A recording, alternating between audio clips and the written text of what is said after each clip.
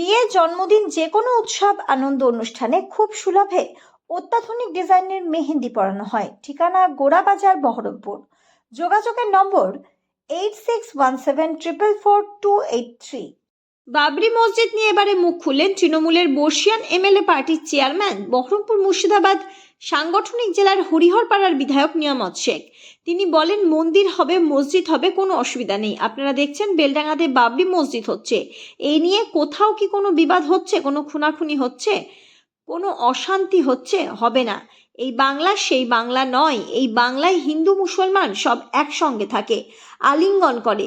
কেউ মসজিদ থেকে নামাজ পড়ে বেরোয়, কেউ মন্দির থেকে পুজো করে বেড়ায়। মাঝ রাস্তায় দুজন দুজনকে দেখে জড়িয়ে ধরে আলিঙ্গন করে। এটাই সেই বাংলা। আমাদের মসজিদ নিয়ে কোনো বিরোধিতা নেই বা মন্দির নিয়ে কোনো বিরোধিতা নেই। এই কথাটি পরিষ্কারভাবে পার্টির চেয়ারম্যান হরিহরপাড়ার বিধায়ক নিয়ামত শেখ বললেন এবং তিনি এও বলেন, কিছু লোক আছে যারা এই বিভেদ সৃষ্টি করছে। তাদের উদ্দেশ্যে বলি, অচিরেই সাবধান হয়ে যান, আপনার দিন খারাপ আসছে। কারণ বাংলাকে অশান্ত করার দায়িত্ব আপনাদের নয়। শান্তির বাংলা শান্তিতেই থাকবে। পক্ষ থেকে আবার বাংলার মানুষ কেন সারা দেশের মানুষই দেখতে পাচ্ছে, আবার আমার দেশের বাইরের মানুষও দেখতে পাচ্ছে। মিডিয়ার যুগে দেখাতে কেউ বাধে নেই।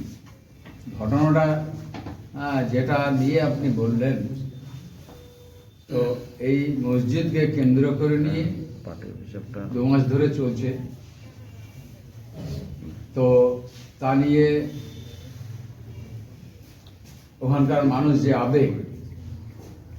আবেগটা মসজিদকে কেন্দ্র করে নিয়ে, অন্য কোনো কারণ নেই। মসজিদ একটা ধর্মীয় প্রতিষ্ঠান, ধর্ম করার জন্য সে যেখানেই হোক, মসজিদ করলে সকলে সহযোগিতা করে। ধর্মপরায়ণ লোক সেখানে ধর্ম করার জন্য, ইবাদত করার জন্য মসজিদ বিশেষ প্রয়োজন।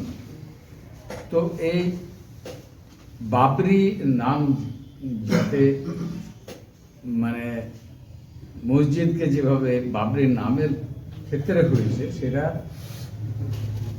আপনারা জানেন। 30-33 বছর আগে একটা যে মসজিদের ভাঙা হয়েছিল বাবরি মসজিদ নামে, সেটা ভারতবর্ষের তো মানে অনেক আগে, কয়েকশো বছর আগে বাবর যখন ছিল তখনই এই মসজিদটা তখন করেছিল। এখন বৈধ ছিল না অবৈধ ছিল জানি না। বৈধ ছাড়া মসজিদ ইবাদতখানা হয় না, অবৈধ জায়গায় হয় না। আমি যতটুকু জানি, রাম তো পরে জন্ম হয়েছে, কিন্তু তার আগে বাবর এই মসজিদ এখানে যখন এসেছিল ভারতবর্ষে, তখনই কিন্তু বাবর মসজিদ একটা ইবাদতখানা বলে করেছিল। সেটা বৈধ অবৈধ আমি বলতে পারবো না।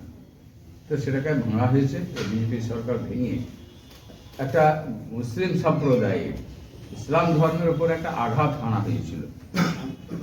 সেটা কোথাও মানে আমাদের ভারতবর্ষের মানুষ এটা আলাদাভাবে কোথাও যে বাবরি মসজিদ তৈরি করবো এই মানসিকতা মানুষের ছিল না। তার কারণ বিজেপি সরকার যেভাবে অত্যাচার করে ভেঙেছে, তার প্রতিবাদ করতে গেলে অনেক হিংসা জড়িয়ে যাবে। ভারতবর্ষের মুসলিম সমাজের মানুষ কিন্তু খুব শান্ত, কোনো দাঙ্গা, কোনো রায়ট মানে কোনো কিছুই চায় না। এটা ধর্মপ্রায়ণ মানুষ। আজকে আমাদের আজকে সভাপতি যে কথাগুলো বলল, তার সঙ্গে আমি মিলিয়ে 2-1টা কথা বলবো। যে এই ধর্মকে নিয়ে কেউ কোনো ধর্মের সম্বন্ধে বিরোধিতা করার কোনো জায়গা নেই। আমরা যখন ইসলাম ধর্ম গ্রহণ করে আমরা মুসলিম ঘরে জন্ম নিয়েছি, আমরা ইসলামের কথা বিনা আমরা চলি। আজকে পৃথিবীতে তো অনেক মানুষ, অনেক ধর্ম, কোনো ধর্মের কেউ বাধাবাধি করার জন্য কেউ কাউকে পরামর্শ দেয় না। আমাদের হুজুর সাল্লামের যুগে যখন হুজুর সাল্লামকে বললো, চলো এসো একসঙ্গে বসি, ধর্ম নিয়ে যখন অশান্তি হচ্ছে, একসঙ্গে বসে আমরা তোমাদের ধর্ম করবো, আমাদের ধর্ম তুমি করো।